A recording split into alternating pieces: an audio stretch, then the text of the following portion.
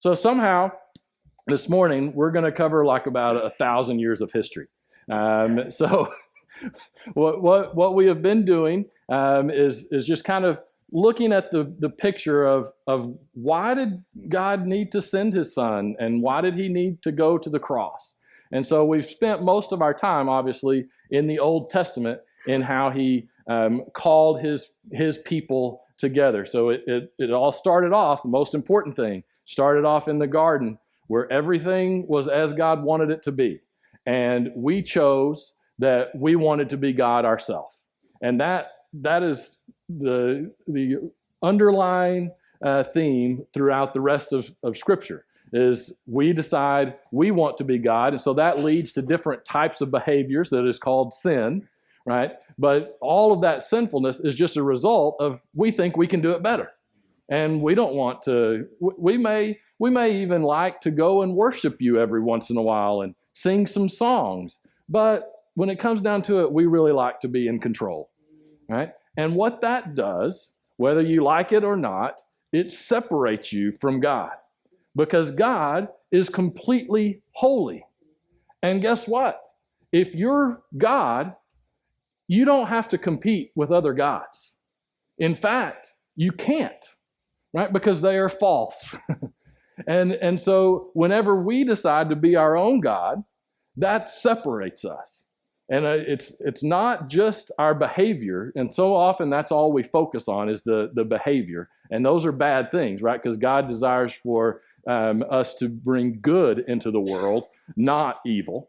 And so our behavior can definitely bring evil, but it does that because we've decided we're going to take charge, not him. So that separates us. So God had to kick man out of the Garden of Eden. He still loved them. He wanted them to be in a relationship with him, but they chose not to be.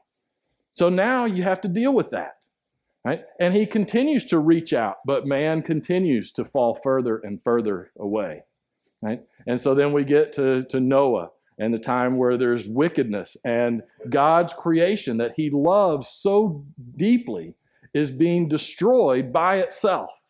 And so it's actually an act of mercy for him to start over, right? Because we were doing the same thing the flood did, except in a lot more vicious and slow way, right?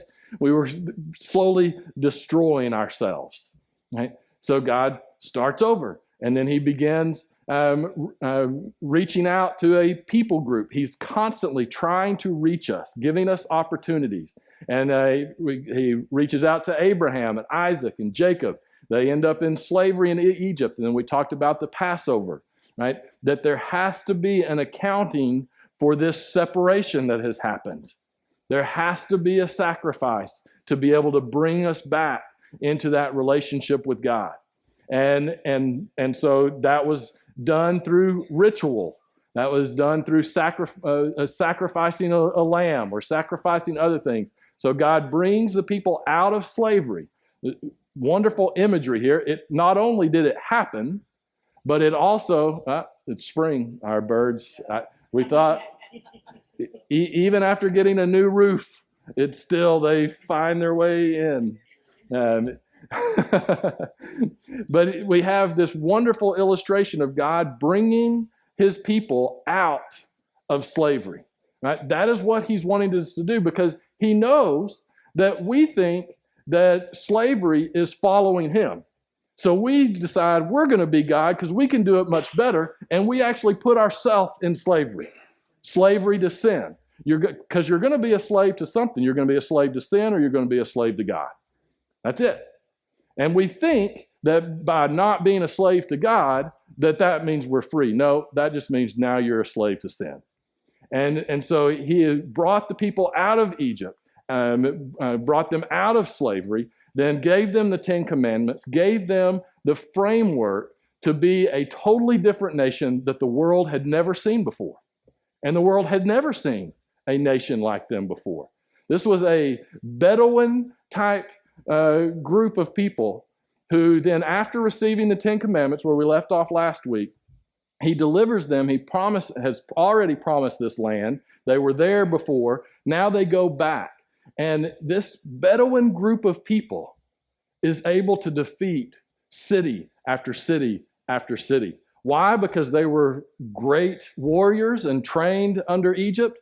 No, because God was with them. God delivered them, and God gave them that land so that they could be a light to the rest of the world, right? Because God cares about all of us. He doesn't care about the people of Israel more than he cares about you or me.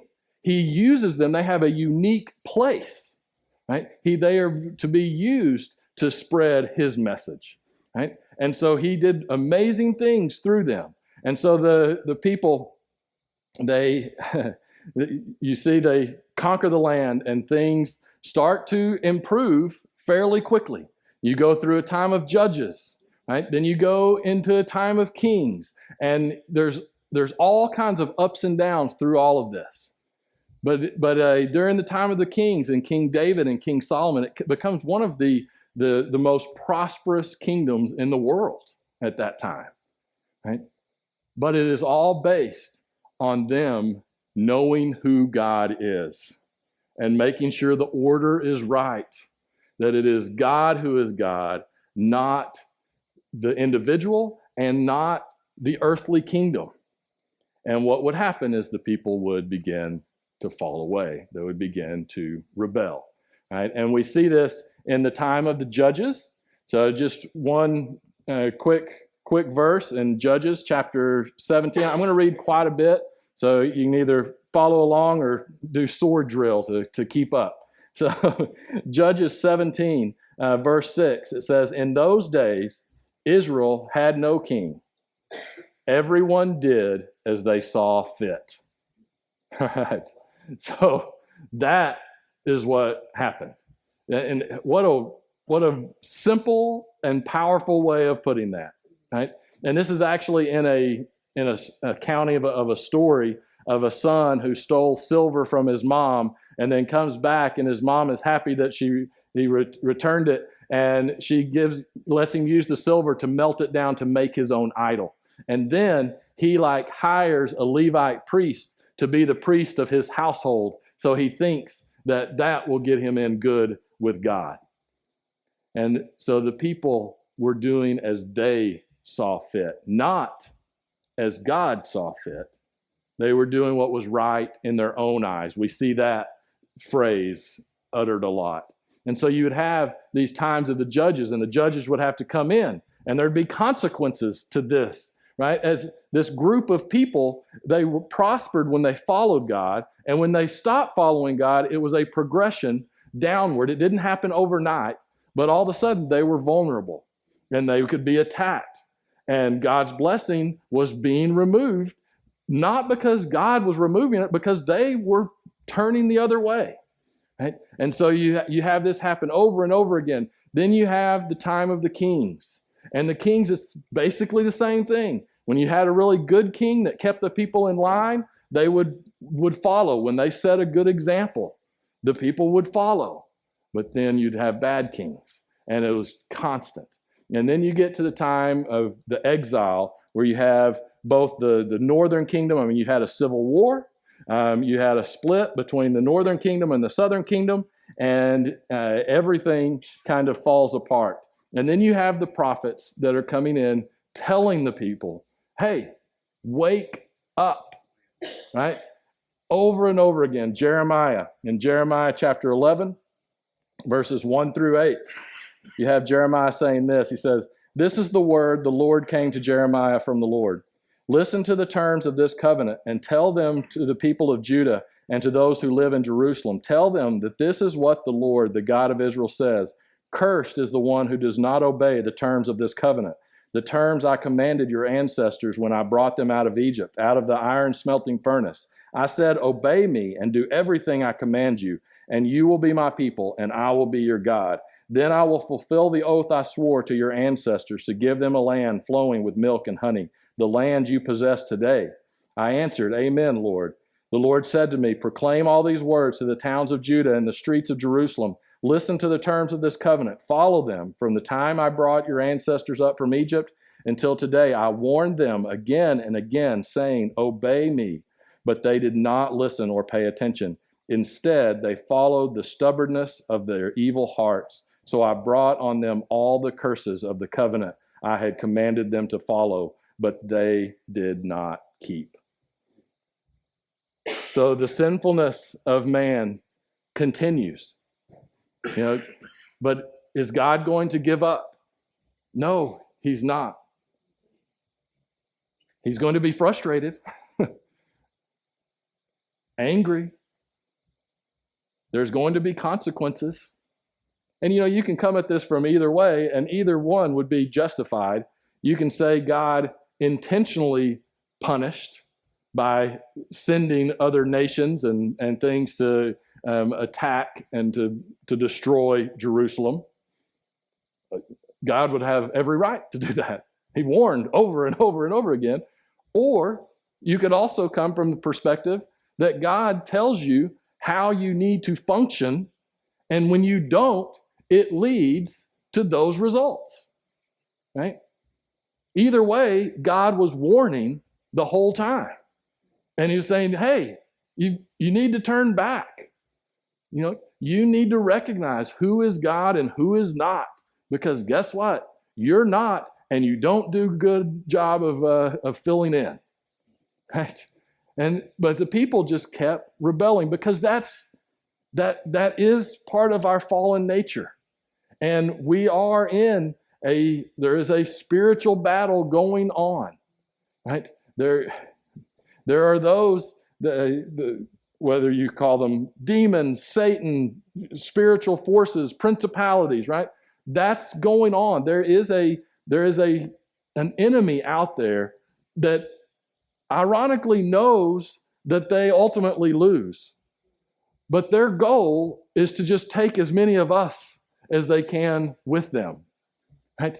That they desire to see us separated from God. Because what does being separated from God do? It brings pain, it brings distress, it brings anxiety. Those things that God does not want for us. He didn't create us so that we could be miserable. He created us so we could have life and have it abundantly. But when we rebel against him, we miss the mark. And so he's constantly trying to bring us back into relationship with him. And so he tries to use the people, and they fall way short, which any people group eventually would. And so God starts setting the stage for something even more incredible. That, you know what? I am going to enter into that mess. I'm going to do that. I'm going to come in and I am going to begin the kingdom of God here on earth physically, because I'm going to enter into that stuff. I'm going to pay the cost so that my people can be in a relationship with me again. But they still have to choose to do that. But we're removing all the barriers, right? You can come to me.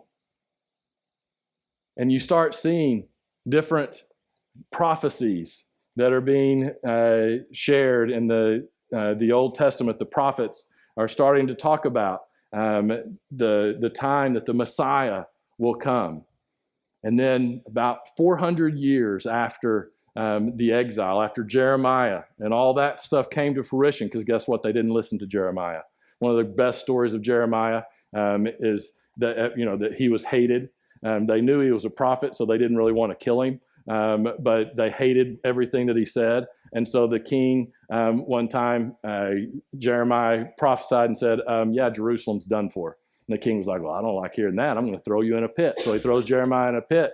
He stays in there for a while. The king really nicely brings him out, gives him all kinds of clothing, beautiful food and stuff like that, just lavishes all this. And he says, okay, now, are you going to bless me now? And Jeremiah says, no, you're done. Right? It's just they had completely let go of the rope, and it was too late for them. So then there's 400 years of basic silence. But the people are trying to kind of come back. There are different ones who claim to be messiahs. There's definitely some false messiahs. But you did start to see the people turning to God in a way. Now they're under Roman control, right?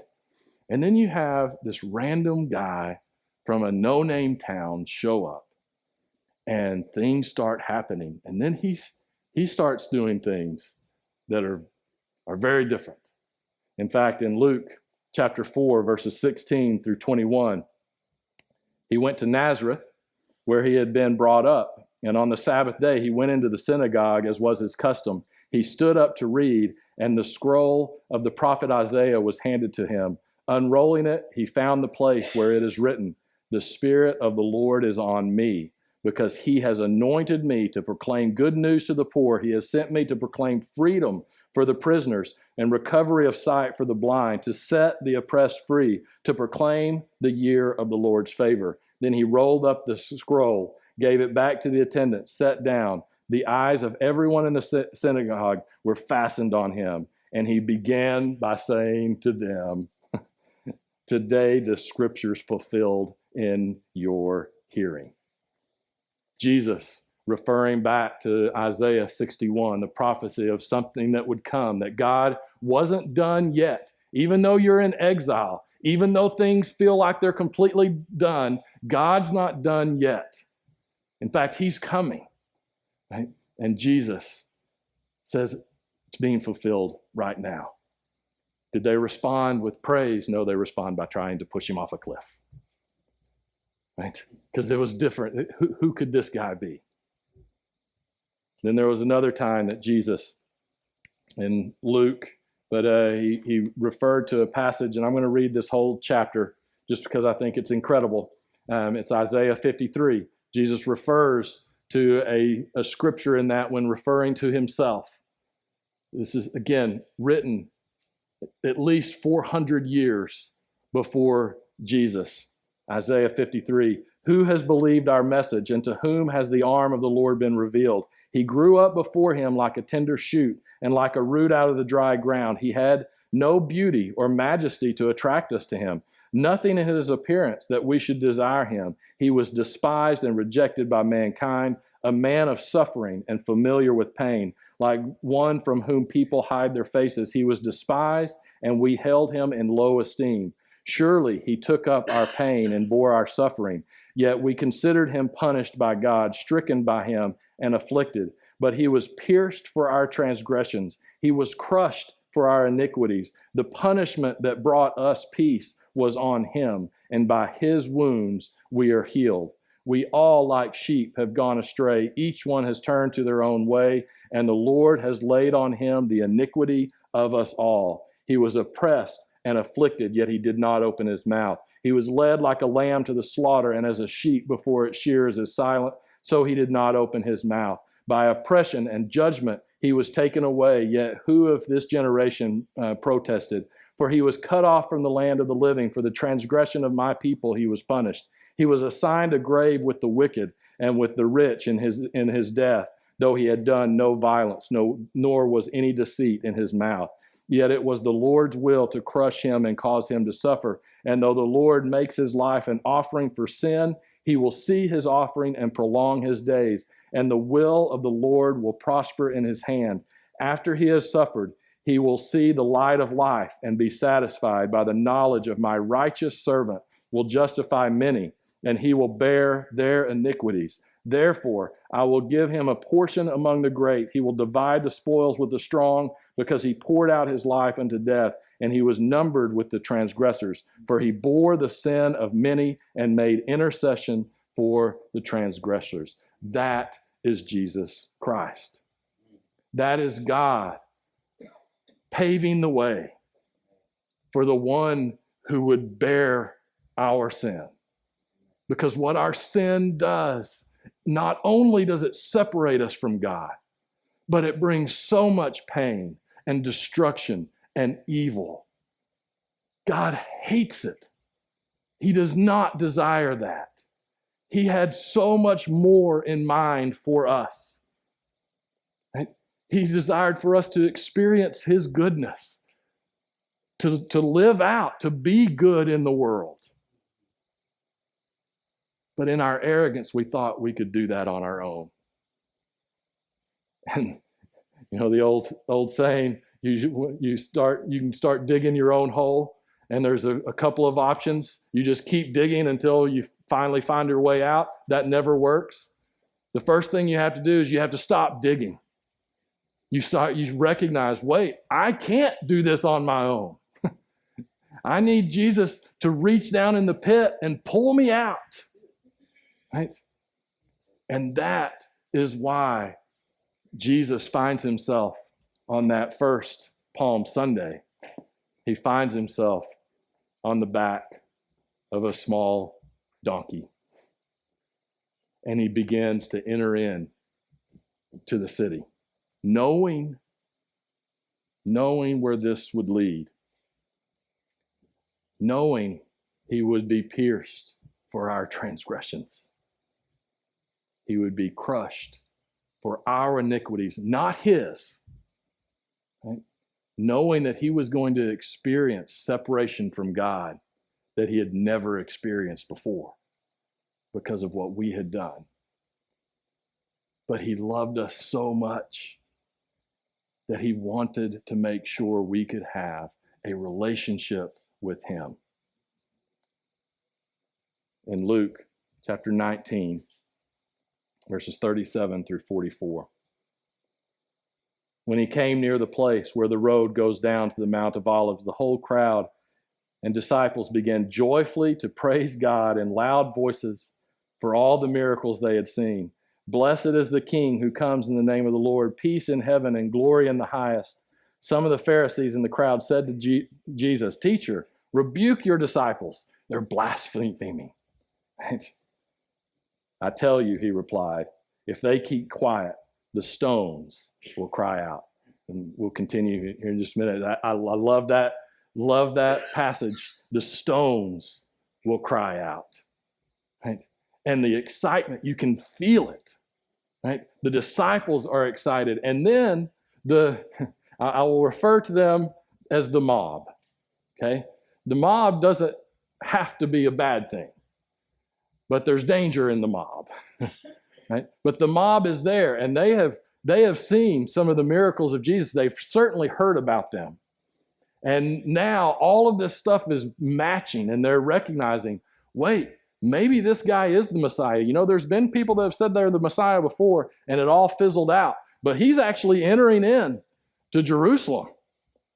Wow, this could really happen. And so there is excitement all around.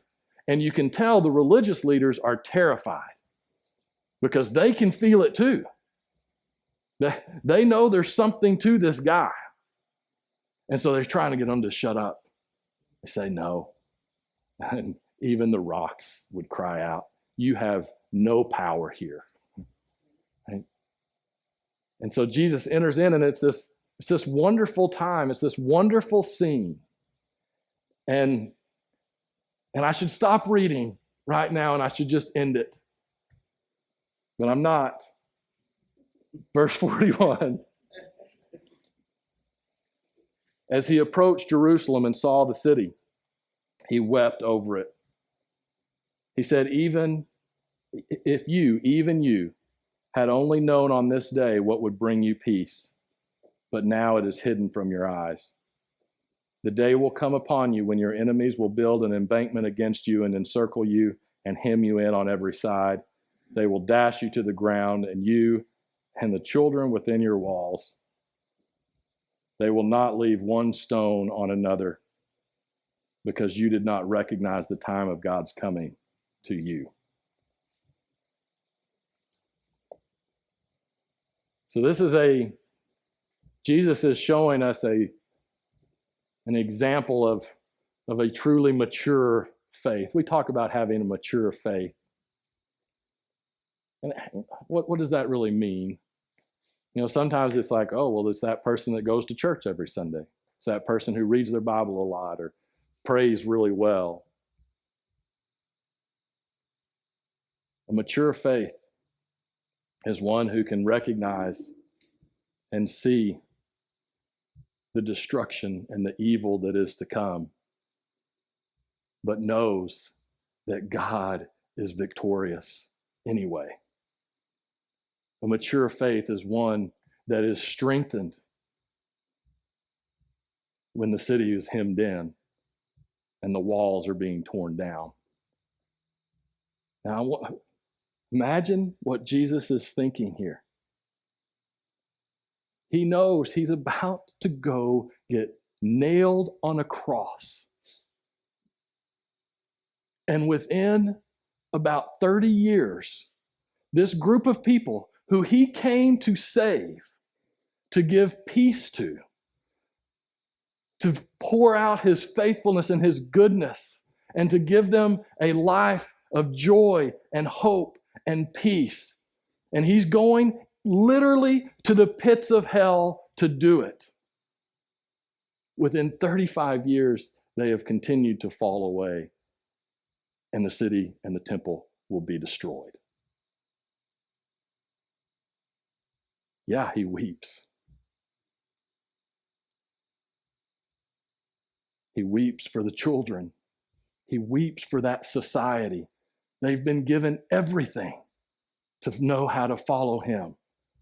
And in their sinfulness and in their arrogance, they continue to try to go their own way, and the results are going to be catastrophic. But what does Jesus do? Does he say, you know what?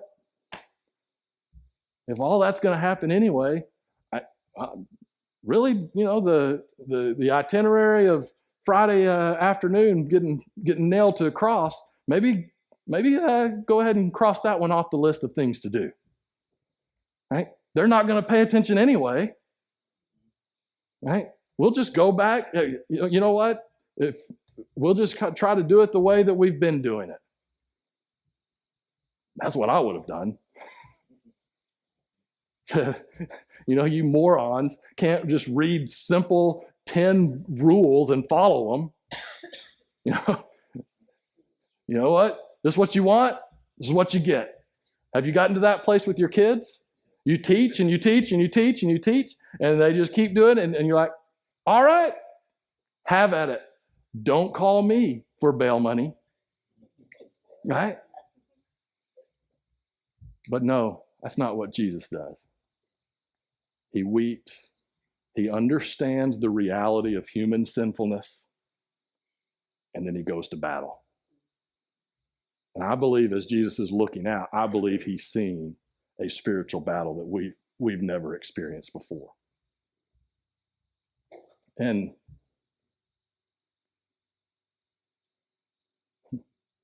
this week,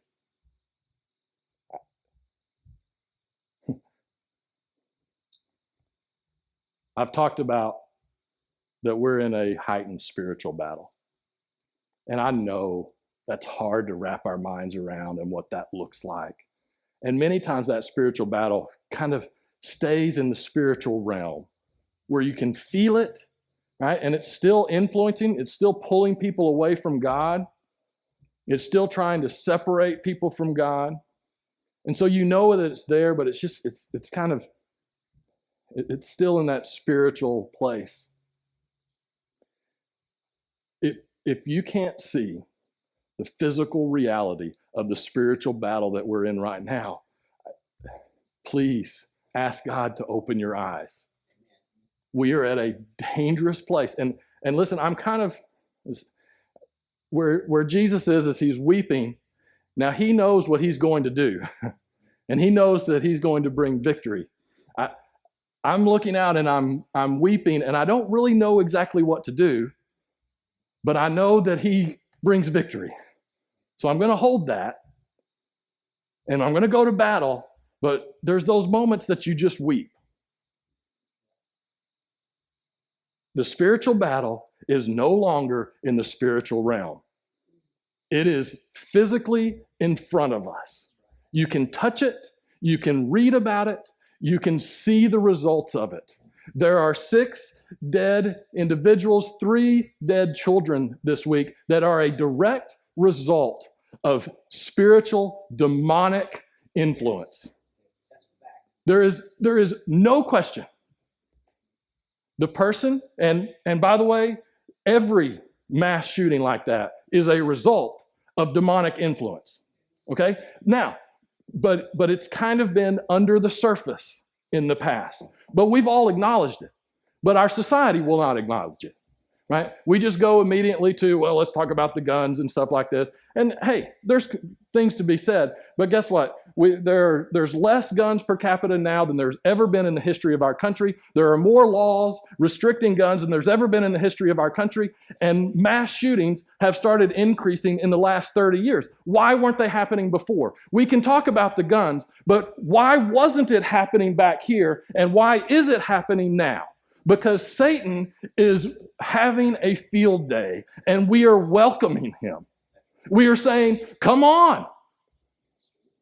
This week, we had a poor individual who my heart breaks for, who either literally was demonically possessed or has been influenced and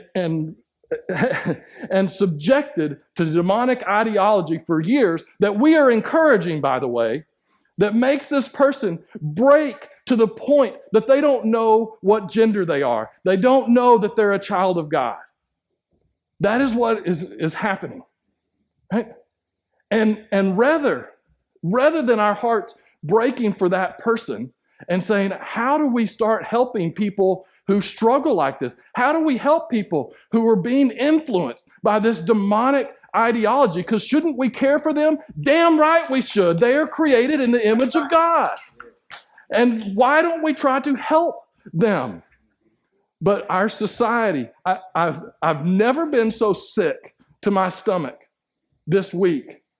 Rather than addressing that, our society, we actually had a day to celebrate that demonic delusion. What are we doing? I don't know.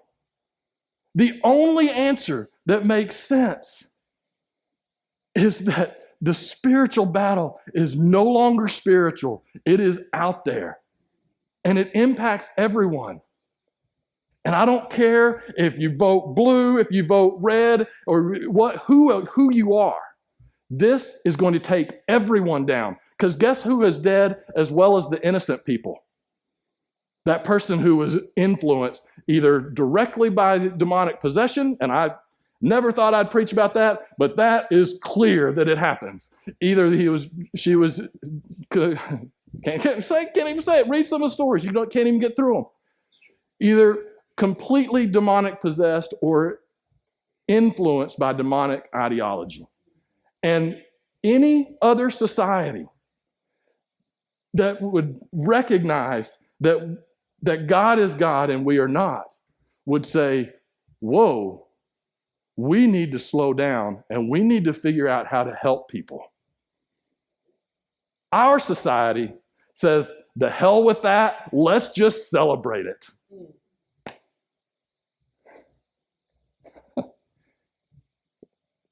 Wow.